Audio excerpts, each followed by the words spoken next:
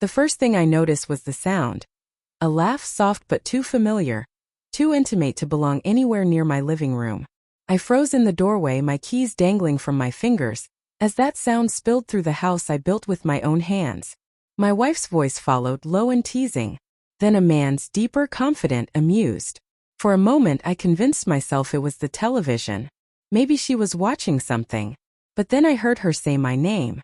"Don't worry, he won't be home till 6. The world tilted. My hand tightened on the doorknob until the metal bit into my skin. I wanted to believe I'd misheard. That this was something else. Anything else. But the laughter that followed, hers light and breathy, wasn't the kind she ever gave me anymore. I walked quietly through the hallway, heart pounding so hard it filled my ears. The air was heavy with the scent of her perfume and something else, masculine, unfamiliar, sharp. My breath caught when I turned the corner. They were sitting close on the couch.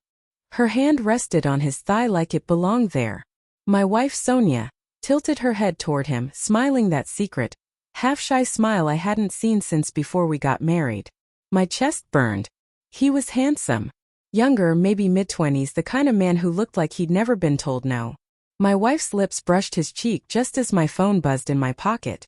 The sound cut through the air like a gunshot. Her eyes snapped toward me. "Daniel," she breathed, springing up from the couch, face drained of color. The man turned slowly, confusion clouding his expression. He didn't even bother moving away. I didn't shout, didn't curse, didn't make a scene. The calm that settled over me was too perfect, too deliberate. I just looked at her and said, "You invited him into our house." She reached for me, trembling. "Please, I can explain." "Explain." I laughed, the sound hollow and sharp. "What part of this looks confusing to you, Sonia?" Her lover shifted, finally realizing the gravity of the situation. "Look, man, maybe we should." I cut him off with a glare that stopped him mid-sentence. I could feel the rage clawing up my throat, but something colder pushed it back. I wasn't going to give them the satisfaction of seeing me lose control. "Sit down," I said to him. My tone made it sound less like a request and more like a verdict. He hesitated, then sat. Sonia stood there, shaking, her eyes darting between us. "Daniel, please, it's not what it looks like." "Then what is it?" I asked quietly. "Because from where I'm standing, it looks like you brought your affair into my living room." Her lips trembled. "It just happened.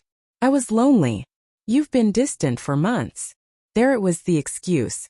The justification wrapped in pain. She was trying to make it sound like I'd driven her into his arms. My stomach twisted. "You were lonely," I repeated, nodding slowly. "So you thought the best way to fix that was to destroy everything we built?" Tears filled her eyes. "You don't understand." "No," I interrupted, "I do. You made a choice. And now you live with it." The silence that followed was suffocating. Every second stretched until it felt like the walls themselves were listening. Then I did something that surprised even me. I smiled. "You said you were lonely," I murmured.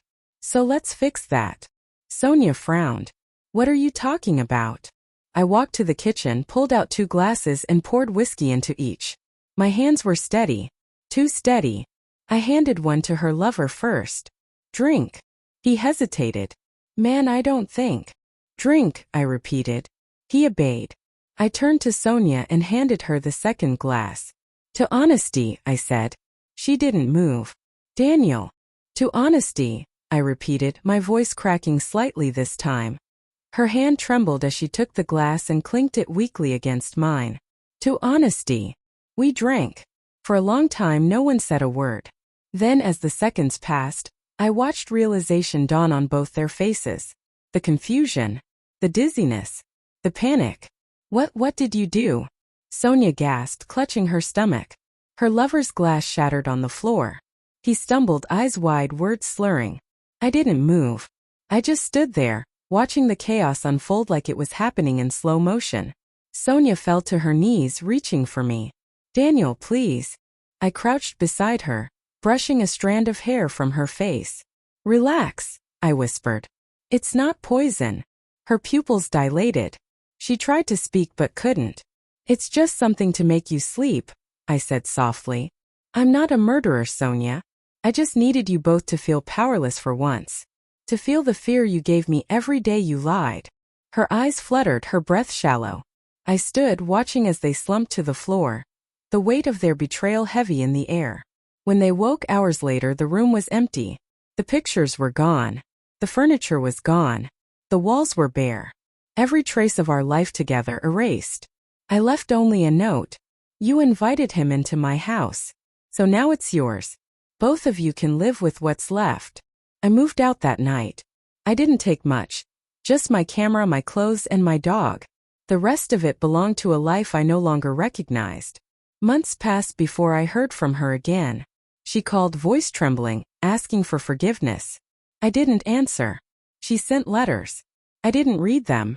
But I did drive past the house once, just once. The windows were broken. The grass had grown wild. The car was gone. And there she was standing on the porch, staring out at the road like she was still waiting for me to come home. I didn't stop. Sometimes I think about her face that day, when she realized I wasn't coming back. That was the moment she finally understood what betrayal really costs. Not anger. Not revenge. But emptiness. The kind that echoes long after the lies are gone. And that's what destroyed them both. Not me. The truth did.